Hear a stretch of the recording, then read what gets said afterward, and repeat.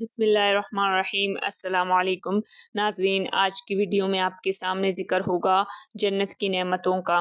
حدیث میں رسول اللہ صلی اللہ علیہ وسلم نے فرمایا، اللہ تعالیٰ فرماتے ہیں کہ میں نے اپنے نیک بندوں کے لیے ایسی نعمتیں تیار کر رکھی ہیں کہ نہ کسی آنکھ نے دیکھی اور نہ کسی کان نے سنے اور نہ کسی آدمی کے دل میں اس کا خیال آیا۔ ایک اور حدیث میں رسول اللہ صلی اللہ علیہ وسلم نے فرمایا، جنت کی عمارت میں 1 اینٹ چاندی کی اور 1 اینٹ سونے کی اور اینٹوں کے جوڑنے کا گارا خاص مشک کا ہے، اور جنت کی کنکریاں موتی اور یاقوت ہے، اور وہاں کی مٹی زعفران ہے۔ جو شخص جنت میں چلا جائے گا چین و سکون سے رہے گا، رنج و غم نہیں دیکھے گا، ہمیشہ کے لیے اسی میں رہے گا، وہ کبھی نہیں مرے گا، نہ ان لوگوں کے کپڑے میلے ہوں گے، نہ ان کی جوانی ختم ہوگی۔ ایک حدیث میں رسول اللہ صلی اللہ علیہ وسلم نے فرمایا، جنت میں 2 باغ ایسے ہیں کہ وہاں کے برتن اور سارا سامان چاندی کا ہوگا، اور 2 باغ ایسے ہیں کہ وہاں کے برتن اور سارا سامان سونے کا ہوگا۔ ناظرین، جنت کی نعمتوں کی ذکر میں یہ حدیث بھی سن لیجئے۔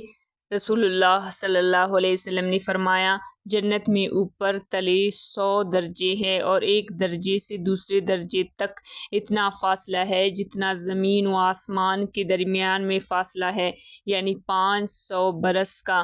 ان درجوں میں بڑا درجہ فردوس کا ہے، اور اسی سے جنت کے چاروں نہریں نکلتی ہیں، یعنی دودھ، شہد، شراب، طہور اور پانی کی نہریں، اور اس سے اوپر عرش ہے۔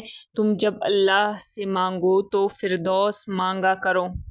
اور یہ بھی فرمایا کہ ان میں ایک ایک درجہ اتنا بڑا ہے کہ اگر تمام دنیا کے آدمی ایک میں بر جائے تو اچھی طرح سما جائیں گے۔ ایک اور حدیث میں رسول اللہ صلی اللہ علیہ وسلم نے فرمایا، اللہ تعالیٰ جنت والوں سے پوچھیں گے کہ کیا تم خوش بھی ہو؟ وہ عرض کریں گے کہ بلا، خوش کیوں نہ ہوتے؟ آپ نے تو ہمیں وہ چیزیں دی ہے جو آج تک کسی مخلوق کو نہیں دی۔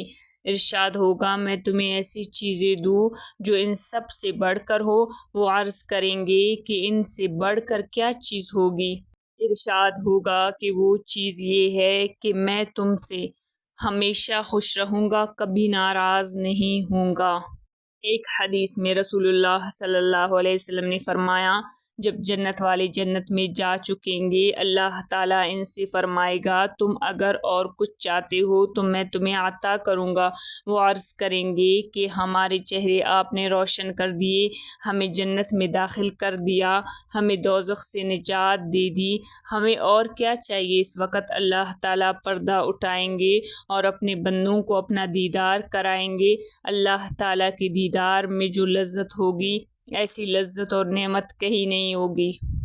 ناظرین، یہ تھی جنت کی نعمتوں کا ذکر، اس لیے ہمیں چاہیے کہ نیک اعمال کی کثرت کرے اور اپنی زندگی اللہ اور آپ صلی اللہ علیہ وسلم کی اطاعت میں گزاریں، تاکہ دنیا سے جانے کے بعد ہم جنت کی نعمتوں کا مستحق بن جائے۔